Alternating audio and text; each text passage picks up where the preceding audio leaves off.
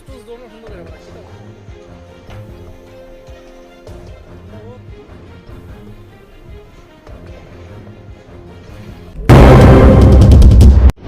তারিখে আমরা পেয়েছি একটা অভিযোগ এসেছিল।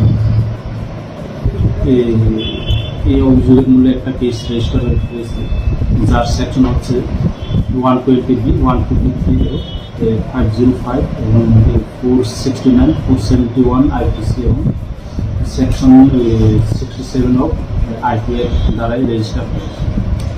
এই কেস রেজিস্টার হওয়ার পরে কেসের ইনভেস্টিগেশনে একজনকে অ্যারেস্ট করা হয়েছে, যার নাম হচ্ছে মদন কুমার ত্রিপুরা, তার বাড়ি কুয়াংবাড়ি। গতকাল তাকে এনসিসি পিএস এর আন্ডারে খেজুর বাগান থেকে তাকে অ্যারেস্ট করা হয়েছে।